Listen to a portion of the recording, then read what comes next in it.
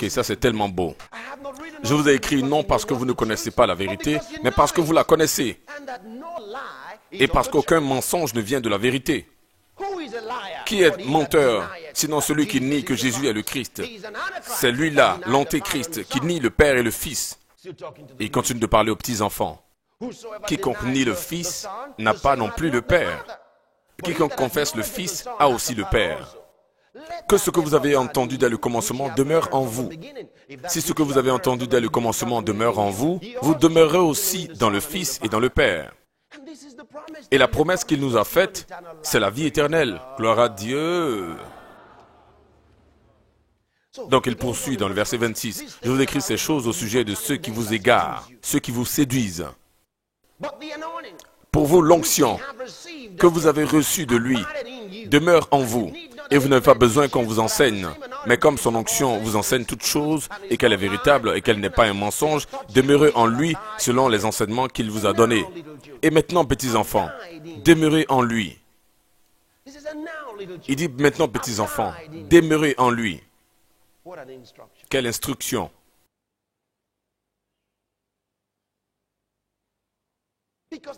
Parce que les petits enfants sont toujours vacillants.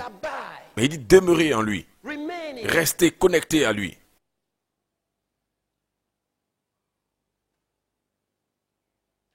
Afin que lorsqu'il paraîtra, nous ayons de l'assurance. Qu'à son avènement, nous ne soyons pas confus. Si vous savez qu'il est juste, reconnaissez aussi que quiconque pratique la justice est né de lui. Voyez de quel amour le Père nous a témoigné pour que nous soyons appelés enfants de Dieu. Et nous le sommes. Si le monde ne nous connaît pas, c'est parce qu'il ne l'a pas connu. Regardez le verset 2. Bien-aimés, nous sommes maintenant enfants de Dieu. Et ce que nous serons n'a pas encore été manifesté, mais nous savons que lorsque cela sera manifesté, nous serons semblables à lui, parce que nous le verrons tel qu'il est. Quiconque a cette assurance en lui se purifie comme lui-même il est pur. Maintenant, regardez le verset 4. Je voudrais que vous étudiez cela clairement. Quiconque pêche transgresse également la loi.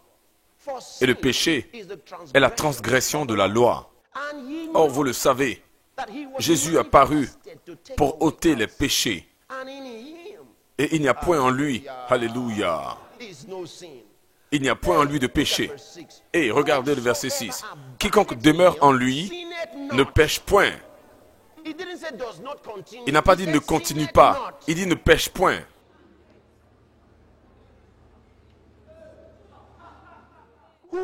Il dit quiconque demeure en lui ne pêche point. C'est un fait spirituel.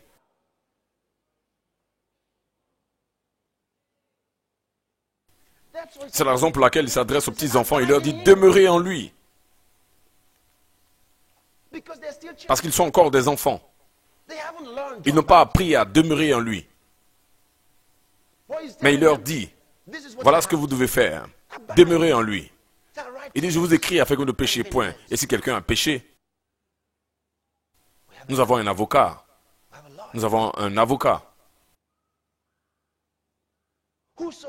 Quiconque demeure en lui ne pêche point. Ça, c'est le verset 6. Terminons-le. Il dit, quiconque demeure en lui ne pêche point. Quiconque pêche ne l'a pas vu et ne l'a pas connu. Quiconque pêche ne l'a pas vu et ne l'a pas connu. Qu'est-ce que Jean est en train de dire ici? Est-ce que Jean vient d'une autre planète?